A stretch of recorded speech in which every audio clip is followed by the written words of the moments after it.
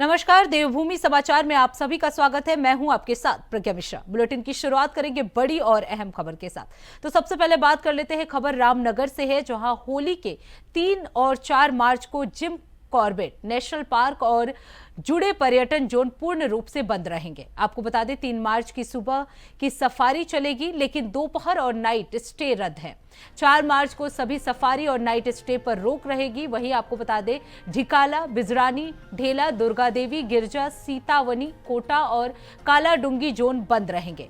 Park warden बिंदरपाल Singh ने बताया कि होली में भीड़ और शोर शराबा वन्य जीवों को प्रभावित करता है, इसलिए इसे बंद किया जाएगा।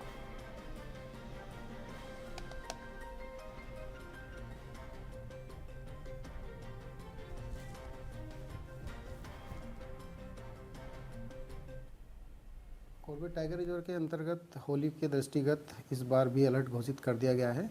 स्टाफ को सतर्क किया गया है और वन अपराधियों को पर पैनी नज़र रहेगी। किसी भी तरह का कोई वन्य जीवों की सुरक्षा को खतरा ना हो, इसको देखते हुए अलर्ट घोषित किया गया है। और टूरिज्म में भी 2 दिन के लिए टूरिज्म बंद रहेगा। 3 मार्च और 4 मार्च को, 5 तारीख को फिर विधिवत टूरिज्म शुरू हो जाएगा। 3 की सुबह को चेकआउट करके सब लोग बाहर आ जाएंगे और फिर 5 तारीख को ही अंदर जा पाएंगे।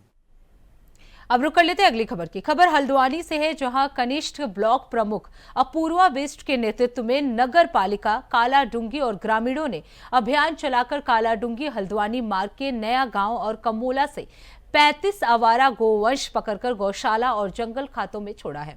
आपको बता दें, अपूर्वा बिष्ट ने बताया कि यह अभियान सड़क दुर्घटनाओं और फसलों के नुकसान को कम करने के लिए चलाया गया।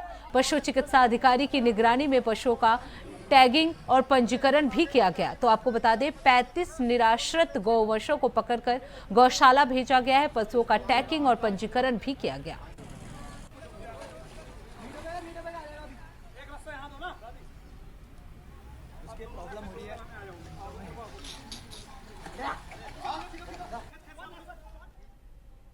अब रुक कर लेते हैं अगली खबर की। खबर डोईवाला से है, जहां परवा दून कांग्रेस और नगर कांग्रेस कमेटी डोईवाला ने बीजेपी के रायपुर विधायक के खिलाफ प्रदर्शन किया है।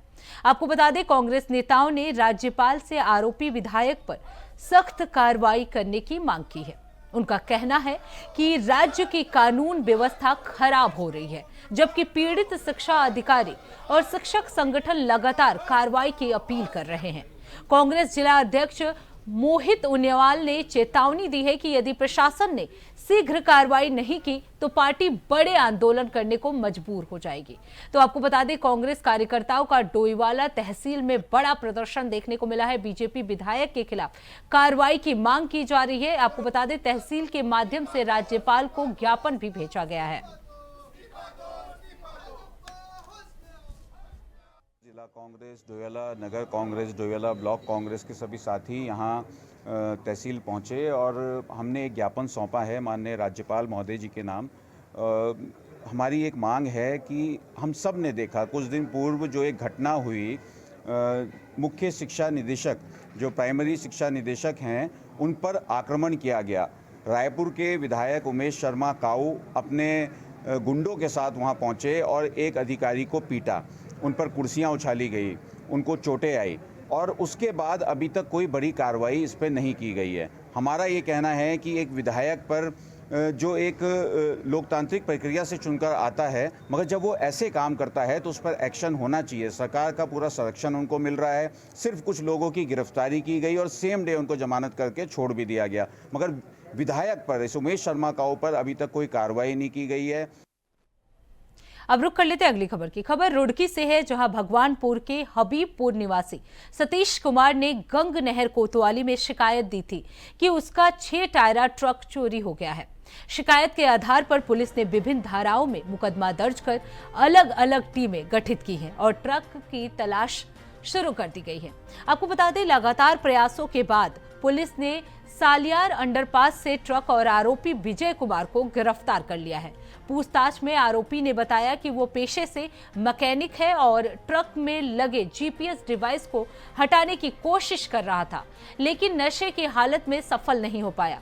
तो आपको बता दें 24 घंटे में 6 टायरा ट्रक जो है वो बरामद कर ली गई है और इसके साथ ही आपको बता दें पुलिस ने आरोपी को भी इस मामले में गिरफ्तार कर लिया है।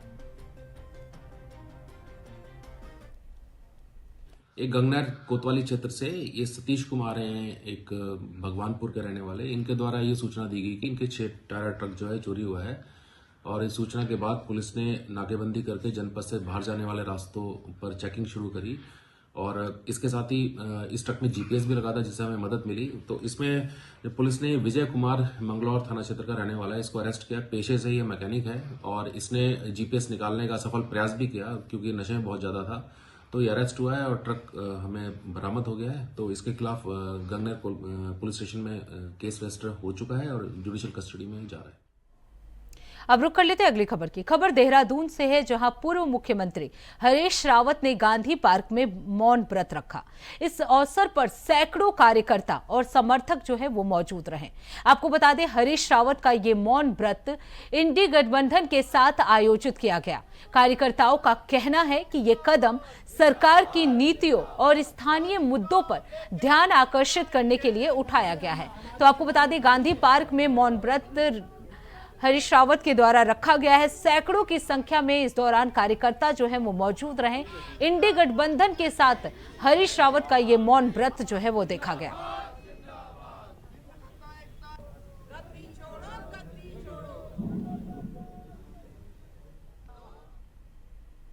अब रुक कर लेते हैं अगली खबर की।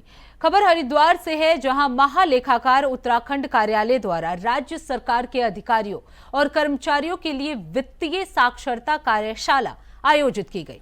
कार्यशाला का उद्देश्य वित्तीय प्रबंधन संबंधी ज्ञान बढ़ाना है और लेखों की गुणवत्ता के साथ ही शुद्धता में सुधार लाना रहा।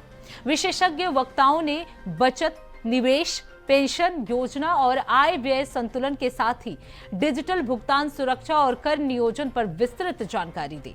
प्रतिभागियों को वित्तीय अनुशासन अपनाने और सेवानिवृत्ति योजना पर ध्यान देने के लिए भी प्रेरित किया गया। आपको बता दें कार्यक्रम में अधिकारियों ने आर्थिक सुरक्षा को मजबूत बनाने का संकल्प लिया। देखिए ये बैठक जो है ये हरिद्वार में महालेखाकार कार्यालय के द्वारा वित्तीय प्रबंधन के ऊपर में किया गया था कि किस तरह से जिला में जितने भी डीडीओ हैं, ट्रेजरी ऑफिसर हैं, उनको फाइनेंशियल लिटरेसी का ज्ञान हो। जो वो अकाउंट्स बनाते हैं, बिल पास करते हैं, महालेखाकार कार्यालय को अपने अकाउंट्स भेजते हैं, उसमें त्रुटि ना हो। कई गलतियां होती है, कई बिल्स पेंडिंग रहते हैं, खर्चे का हिसाब नहीं आता है।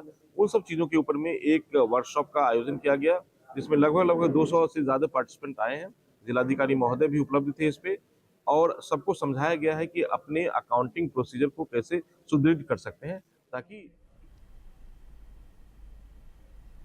अब रुक कर लेते अगली खबर की। रुड़की के गंगनहर कोतवाली क्षेत्र के पनियाला गांव स्थित डॉक्टर अंबेडकर पार्क में क्रिकेट खेलते वक्त एक मामूली विवाद ने जानलेवा रूप ले लिया। आपको बता दें खेल के दौरान कहासुनी के बाद एक किशोर ने 12 वर्षीय बच्चे के सर पर डंडे से जोरदार वार कर दिया, जिससे वो मैदान में बेहोश होकर गिर गया।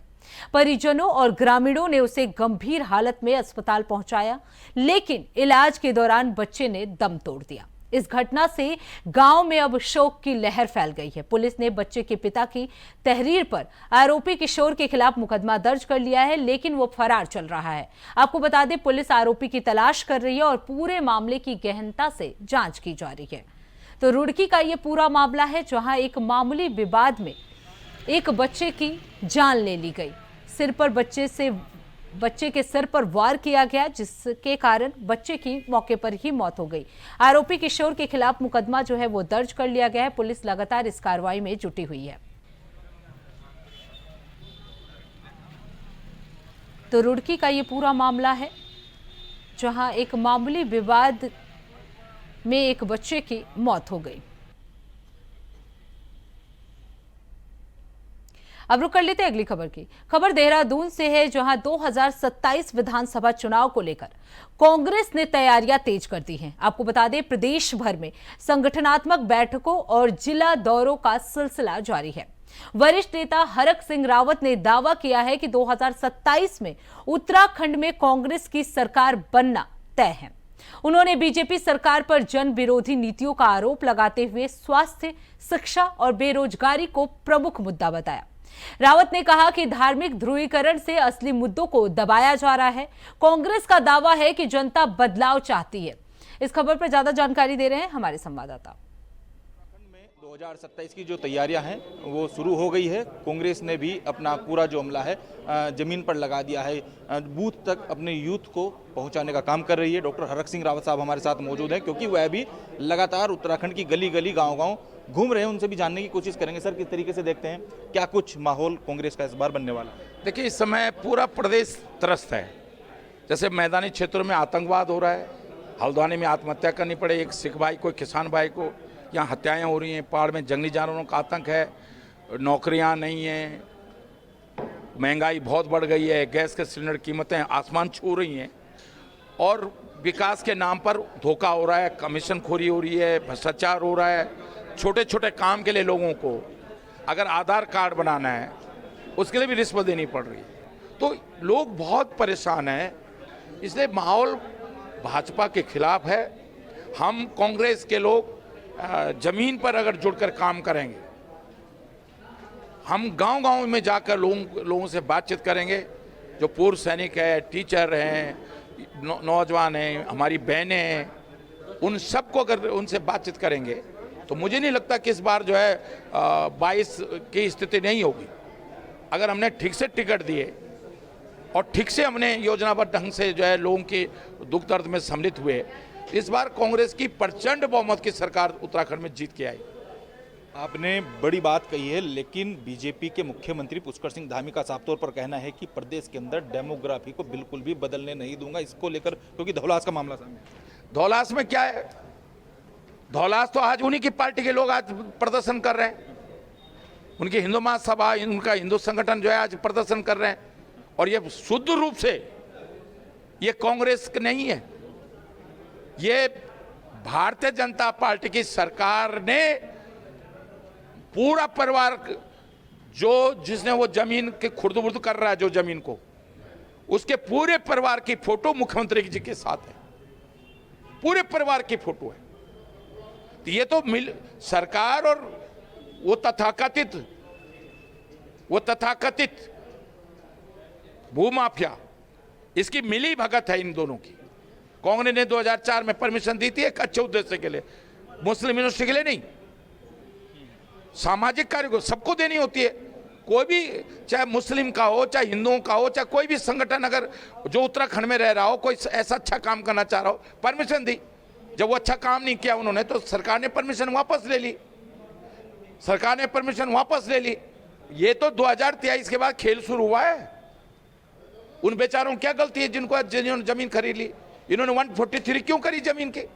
जब वो एग्रीकल्चर लैंड थी, इनके एसडीएम ने, इनकी सरकार ने 143 क्यों की उस जमीन का? लेकिन बनबुलपुरा मामले को आप किस तरीके से देखते हैं? उस पर सुप्रीम मोहर भी लगी है, लेकिन उन्होंने साफ तौर पर कहा कि जो रेलवे की जमीन है उसको खाली करना ही होगा। मैं कह रहा हूं कि ये आज सारी चीजें जानबूझ के आज ही हो रही हैं, क्योंकि चुनाव का वर्ष है। आप 15 साल भाजपा सरकार, उत्तराखंड में 15 साल भाजपा की सरकार रहेगी। इन 15 सालों में आपने क्यों कब्जा होने दिया? ये पहले कब्जा करवाते हैं।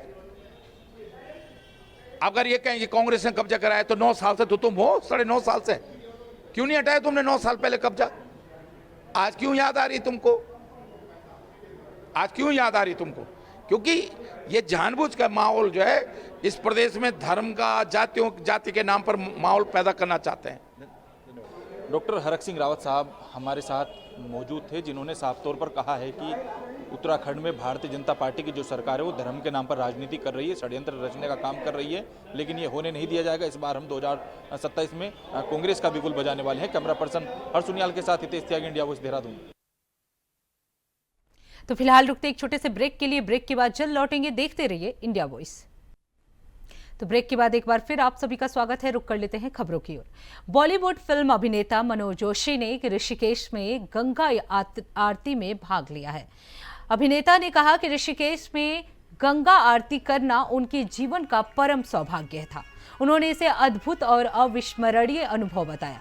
मनोज जोशी ने बताया कि वो कई बार हरिद्वार और ऋषिकेश आते हैं, लेकिन उनका मन था कि परमार्थ निकेतन जाएं और स्वामी चिदानंद साध्वी भगवती से मिले। आज उनकी ये इच्छा पूरी हुई और साध्वी भगवती से मिलकर उन्हें आनंद महसूस हुआ।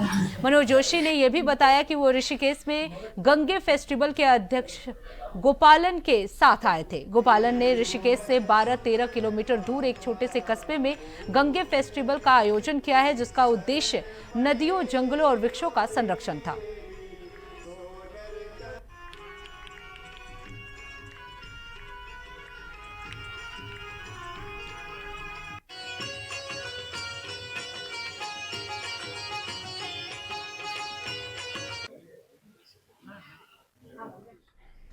तो इसी के साथ देवभूमि समाचार में बस इतना ही। देश दुनिया की तमाम बड़ी खबरों के लिए देखते रहिए इंडिया वॉइस। तब तक के लिए नमस्कार।